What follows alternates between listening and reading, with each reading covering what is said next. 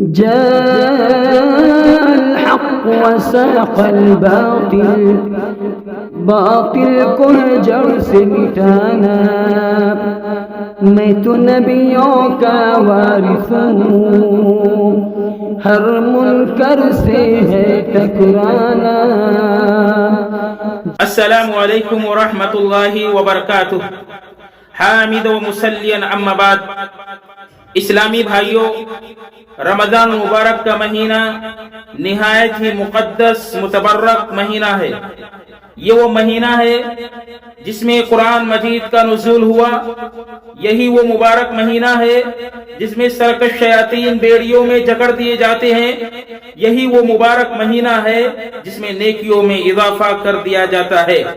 اس لیے میرے پیارے بھائیوں، آئیے ہم استقبال رمضان کے حوالے سے چند باتیں سماعت کرتے ہیں.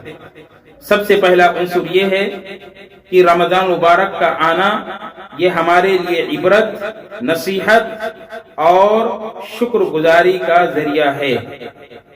اللہ تبارک و تعالی سورہ فرقان میں بیان فرماتا ہے وَهُوَ الَّذِي جَعَلَ اللَّيْلَ وَالنَّهَارَ خِلْفَةً لِمَنْ أَرَادَ أَن يَذَّكَّرَ أَوْ أَرَادَ شُكُورًا.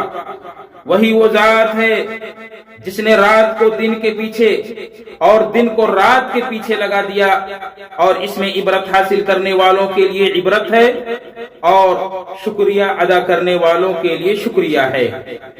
میرے پیارے بھائیوں، اس آیت میں اللہ تبارک و تعالی نے بیان فرمایا کہ جو یہ دن اور راتیں آتے جاتے رہتے ہیں، اس میں کافر لوگوں کے لیے اور گنہگار بندوں کے لیے عبرت اور نصیحت ہے. وہ اس اعتبار سے کہ ہم غور کریں کہ ماقبل رمضان میں کچھ مائیں بہنیں اور بھائی لوگ ہمارے ساتھ تھے، لیکن اب وہ اللہ کو پیارے ہو گئے. تو اللہ رب العالمین اگر ہمیں رمضان کے قریب کر دیا ہے تو یہ عبرت کی جگہ ہے کہ ہم گناہوں کو چھوڑ دیں، گناہوں سے توبہ کریں اور ساتھ ہی ساتھ اعمال صالحہ کو بجا لائیں. اور اسی طریقے سے مومنین کے لیے اس میں شکریہ ہے، وہ اس اعتبار سے کہ اللہ رب العالمین نے مزید ہمیں رمضان سے قریب کر دیا، تو ہم اس پر اللہ رب العالمین کا جتنا بھی شکریہ ادا کریں اتنا ہی کم ہے. اور ساتھ ہی ساتھ یہ دعا کریں کہ اللہ تبارک و تعالی ہمیں رمضان میسر کرے. دوسرا عنصر اس حوالے سے یہ ہے کہ رمضان کی ارائیول پر، رمضان کی آمد پر ہم زیادہ سے زیادہ خوش ہوں، کیونکہ رمضان مبارک کا مہینہ یہ اللہ رب العالمین کا فضل ہے اور اس کی رحمت ہے. اور جو چیز اللہ رب العالمین کا فضل یا رحمت ہوتی ہے وہ ان تمام چیزوں سے بہتر ہے جن کو ہم یکجا کر کے رکھیں، کما کر کے رکھیں. یعنی ہماری دولت، پراپرٹی سے بہتر اللہ رب العالمین کی ایک رحمت ہے. تو ہم جب ہمیں پراپرٹی حاصل ہوتی ہے، جب ہمیں دولت حاصل ہوتی ہے تو ہم کتنا خوش ہوتے ہیں. تو اللہ کی رحمت جب ہمارے کمائے ہوئے دولت سے بہتر ہے تو ہمیں اس پر بے حد خوش ہونا چاہیے.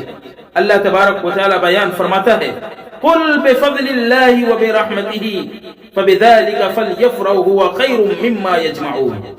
اے نبی کریم صلی اللہ علیہ وسلم، آپ کہہ دیں کہ تم لوگ اللہ رب العالمین کے فضل اور اس کی رحمت سے خوش ہو جاؤ، اور اللہ رب العالمین کا فضل اور اس کی رحمت ان تمام چیزوں سے بہتر ہے جس کو تم یکجا کر کے سینٹ کر کے رکھے ہوئے ہو، اکٹھا کر کے رکھے ہو. تو میرے پیارے بھائیوں، یہ رمضان اللہ رب العالمین کی ایک بہت بڑی رحمت ہے.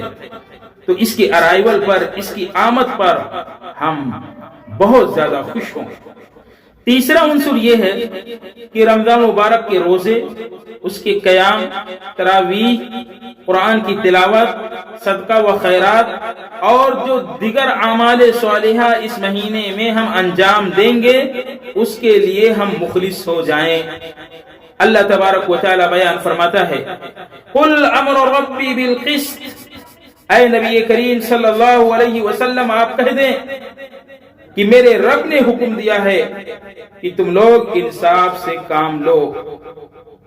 وَأَقِيمُوا وُجُوهَكُمْ عِنْدَ كُلِّ مَسْجِدٍ، اور تم لوگ ہر نماز کے وقت اپنے چہرے کو قبلہ کی طرف کرو. وَادْعُوهُ مُخْلِصِينَ لَهُ الدِّينَ، اور اللہ رب العالمین کو پکارو اور اس کے لیے دین کو خالص کرو۔ میرے پیارے بھائیو، اس آیت مقدسہ میں اللہ تبارک و تعالی نے ہم تمام انسانوں کو حکم دیا ہے کہ ہر معاملے میں ہم انصاف سے کام لیں۔ اللہ رب العالمین کی ذات کے حوالے سے انصاف یہ ہے کہ اس کے ساتھ شرک نہ کیا جائے۔ ہم جو بھی اعمال انجام دیں، جو بھی ہم عبادتوں کو انجام دیں، وہ اللہ رب العالمین کے لیے انجام دیں، اس میں کسی طرح کی کوئی شرک نہ ہو، اور اگر شرک پائی جاتی ہے تو اس شرک کو ختم کرنے کی کوشش کریں، توبہ کریں اللہ رب العالمین سے اور اس شرک سے تائب ہو جائیں۔ اسی طریقے سے لین دین کا معاملہ ہے تو اس میں بھی ہم انصاف سے کام لیں، اور ایسے ہی اللہ رب العالمین نے مزید اس آیت میں بیان فرمایا کہ جو بھی ہم عبادتیں انجام دیں، مثلا نماز، روزے، صدقے، خیرات، قرآن مجید کی تلاوت، نفلی عبادتیں، جو کچھ بھی ہم انجام دیں اس میں اخلاص اور خلوص ہونی چاہیے، ریاکاری سے وہ اعمال پاک ہونے چاہیے۔ اللہ تبارک و تعالی نے ان تمام چیزوں کا حکم اس آیت میں بیان فرمایا ہے۔ تو معلوم یہ ہوا ہے اس آیت کی روشنی میں کہ رمضان مبارک کا جو یہ مہینہ آ رہا ہے، ہم ابھی سے اخلاص اور خلوص پیدا کر لیں کہ جو کچھ بھی ہم اعمال اس مہینے میں انجام دیں گے وہ خالص لوجہ اللہ ہوگا، اس میں کسی طرح کی کوئی ریاکاری یا دکھاوا نام کی کوئی چیز نہیں ہوگی۔ تبھی میرے پیارے بھائیوں اللہ رب العالمین کی بارگاہ میں ہمارے اعمال قابل قبول ہوں گے۔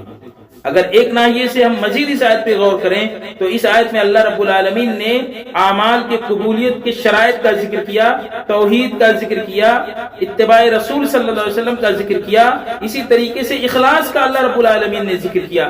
اور یہ تین چیزوں کے جب کسی بھی عمل میں جب یہ تین چیزیں پائی جائیں گی تبھی اللہ رب العالمین ہمارے اعمال کو قبول کرے گا۔